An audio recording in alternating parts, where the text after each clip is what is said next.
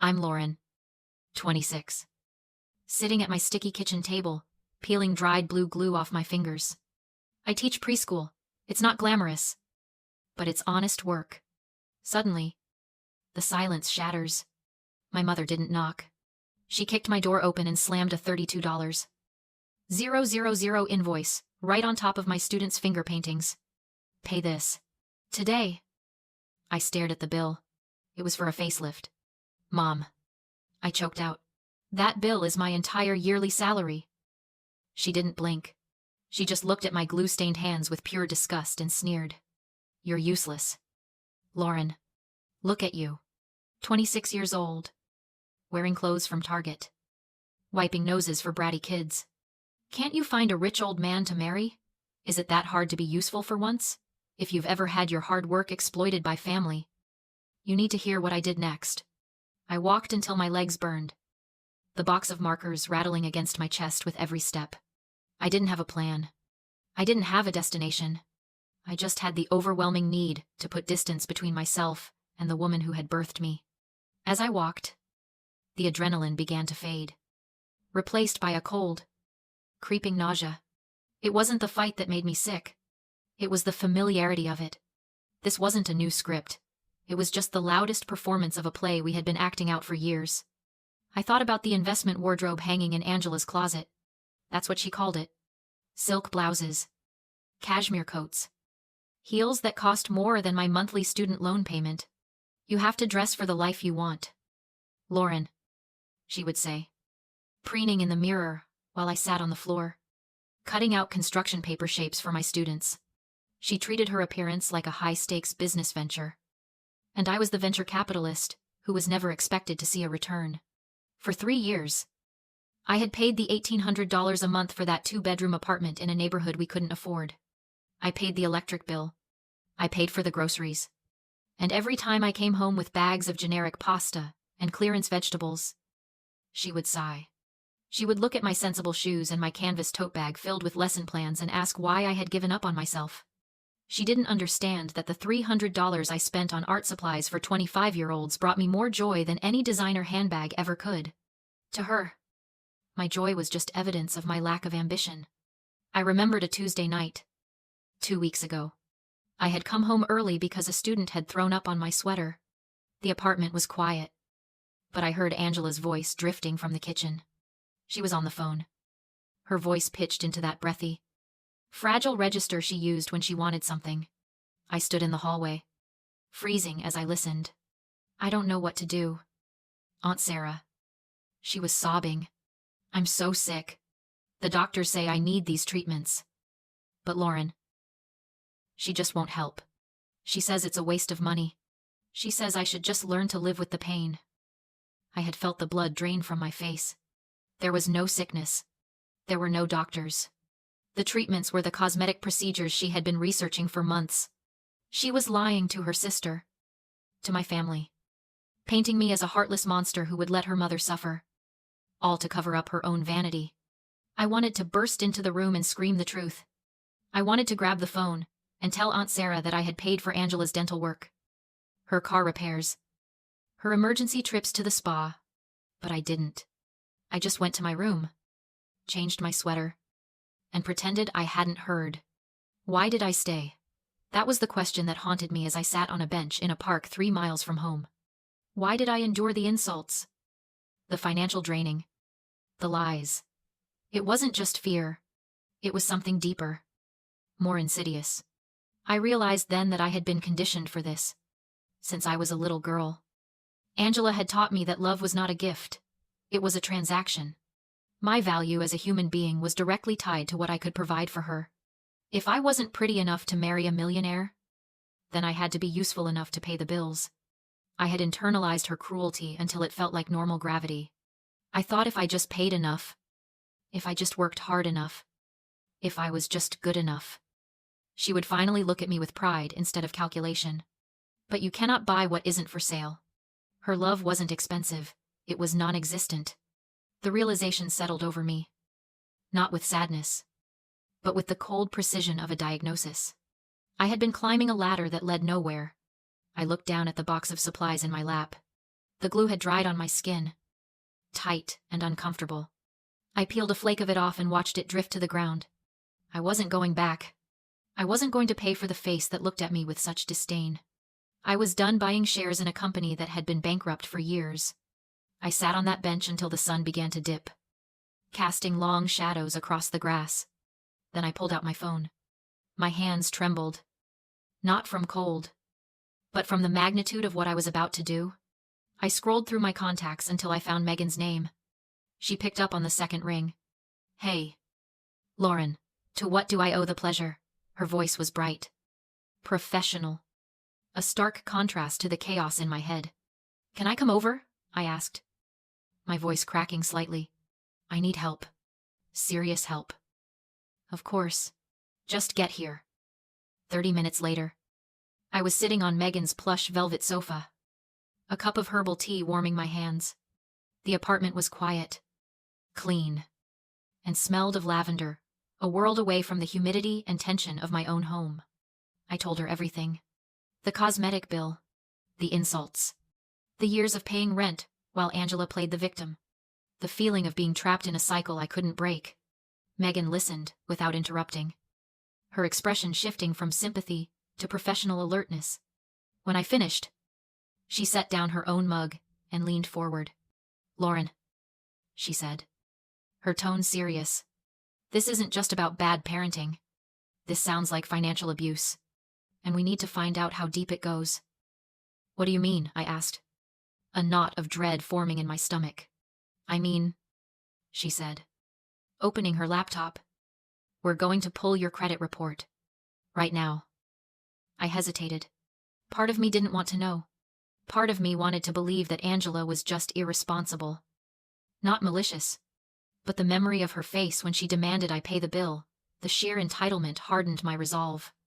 "Okay," I whispered. We logged into the credit bureau site. Megan typed in my information, her fingers flying across the keyboard. The loading wheel spun for what felt like an eternity. Then, the report appeared. Megan gasped. I leaned in, squinting at the screen. At first, the numbers didn't make sense. A mortgage inquiry, several credit cards with limits I could never qualify for. And then I saw the balances. "What is this?" I asked, pointing to a line item labeled Home Improvement Loan. The balance was $5,000. "We don't own a home," I said, my voice rising in panic. "We rent. Why is there a home improvement loan in my name?" Megan scrolled down. "And here," she pointed. "A credit card opened 18 months ago. Balance $12,500. Another one, opened 6 months ago. Balance $11,000. The room started to spin. $28,500. Nearly my entire annual salary after taxes. Debt I hadn't accrued. Loans I hadn't signed for. She used my social security number. I realized, the horror washing over me cold and sharp. She stole my identity. "This is fraud, Lauren," Megan said, her voice hard. "This is a felony. She didn't just use you. She robbed you." I stared at the screen, at the list of transactions. High-end boutiques, 5-star restaurants, a consulting fee for an exclusive dating service, while I was eating ramen and wearing shoes with holes in the soles. Angela was living a fantasy life on my credit. It wasn't for bills, I whispered, the betrayal cutting deeper than any insult. She told me she needed help with bills, but she was buying this. Megan closed the laptop firmly. "We're not just disputing these charges," she said, her lawyer persona taking over completely. "We're locking everything down. Tonight." We spent the next 4 hours drafting dispute letters, filing fraud alerts with all 3 credit bureaus, and documenting every single fraudulent account. Megan was methodical, ruthless. She didn't offer platitudes. She offered action. "You're staying here tonight," she said, when we were finally done. "And tomorrow, we go to the police." I nodded. Numb. The police. My mother, the woman who had given me life, was now a criminal suspect in my own personal investigation. It felt surreal. like a nightmare I couldn't wake up from. But as I lay on Megan's guest bed that night, surrounded by silence instead of Angela's manic energy, I realized something. For the first time in years, I wasn't wondering how I was going to pay for Angela's mistakes. I was wondering how she was going to pay for her own. I woke up early the next morning, my mind strangely clear. The anxiety that usually buzzed in my chest was gone, replaced by a steely resolve. I had a plan.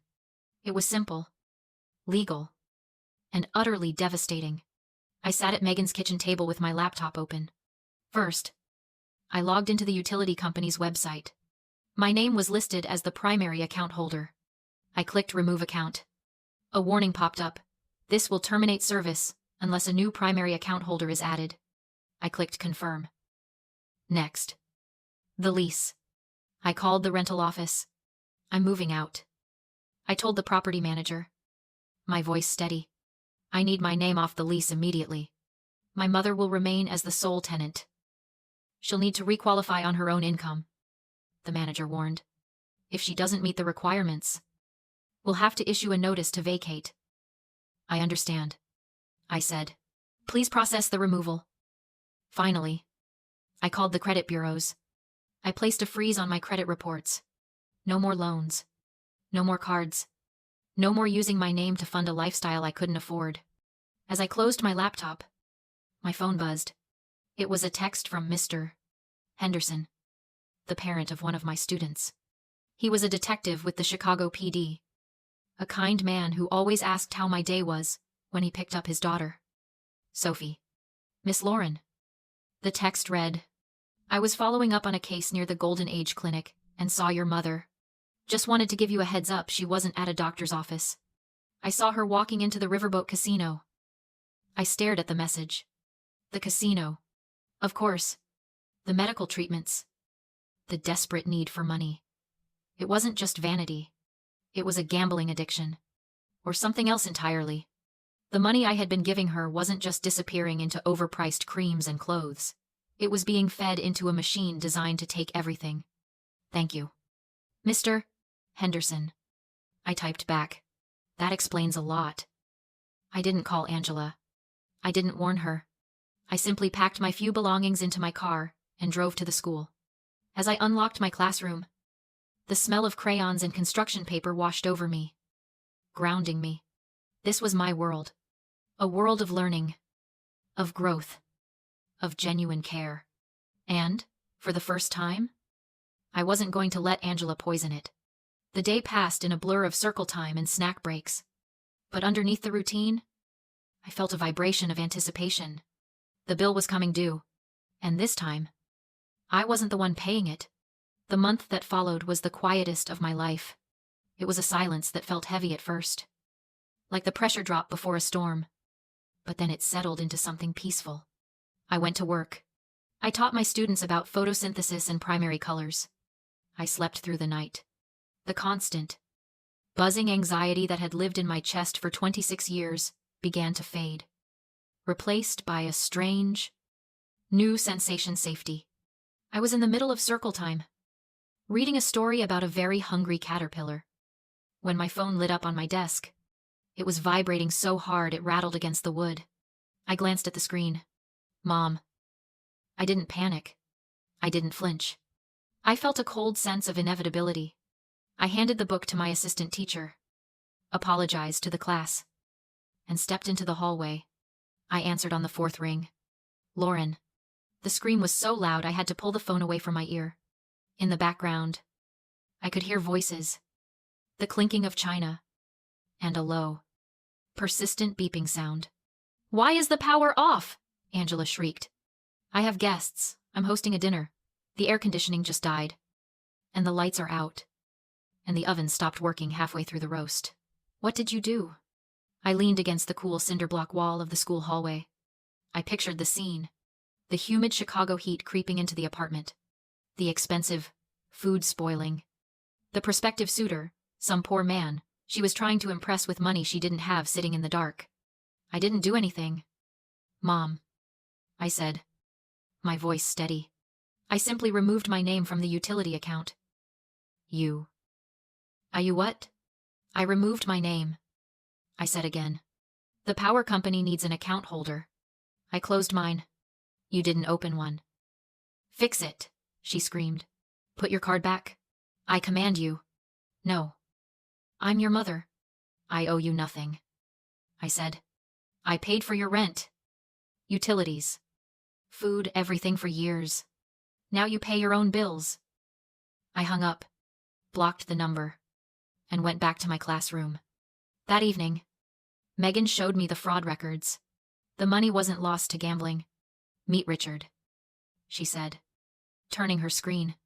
An older man, silver-haired, posing in front of an oil rig. Angela had been wiring him money for months, thousands at a time. He claimed to be an oil tycoon trapped in Dubai with frozen assets. She drained my credit cards to pay his legal fees so he could fly to Chicago and marry her. A romance scam. Obvious. Devastating. She didn't just steal your money, Megan said. She destroyed your future to buy a fantasy where she mattered. $28,000 gone, my credit. My savings. My peace of mind fed to a stranger because my mother couldn't accept her real life. She truly believed he was coming. That's why she hosted the dinner. He's not, Megan said. And now, in the dark, she'll see what's left. The collapse was immediate, without my income and with eviction notices piling up. Her world imploded. The backup date left when the power went out. The landlord filed eviction the next morning. She tried to play the victim with the family. It failed. Megan sent them the police report and bank transfers. They didn't see a victim. They saw a predator. 2 weeks later, I found her on the sidewalk. 3 suitcases. A garbage bag of clothes. She looked old. Lauren, she pleaded. I just need a few days. Richard's coming next week. He isn't real, I said. The money is gone. She snapped, furious, calling me jealous. I handed her a paper, not money. A list of women's shelters and job placement services. You'd let your mother sleep in a shelter. You gave me life, I said. Then you stole it for a fantasy. I'm taking it back. I drove away. I didn't look back. 6 months later, winter wrapped Chicago. My classroom was warm. My credit was repaired. My savings were mine. I wore a simple ring from a man who loved me for who I was, not my credit limit. We had no mansion. No illusion. We had the truth. My mother drifted between relatives. Burning bridges. The ache lingered, but faded when I looked at my students' faces full of trust. I once thought justice meant punishment. It didn't. Justice was this. My mother tried to harvest what she never planted: status. Comfort. Luxury, treating people like resources. That path always ends in famine. I am a gardener. I plant patience. Safety. Curiosity. I add value instead of extracting it. She wanted a legacy of wealth and left only debt. I am building a legacy that can't be repossessed. A child's drawing sat on my desk, a crooked house. Purple chimney. Open door. Bright sun. It wasn't perfect, but it was real. And the lights were on. If you believe peace is worth more than approval, share this story. Family is defined by love, not blood.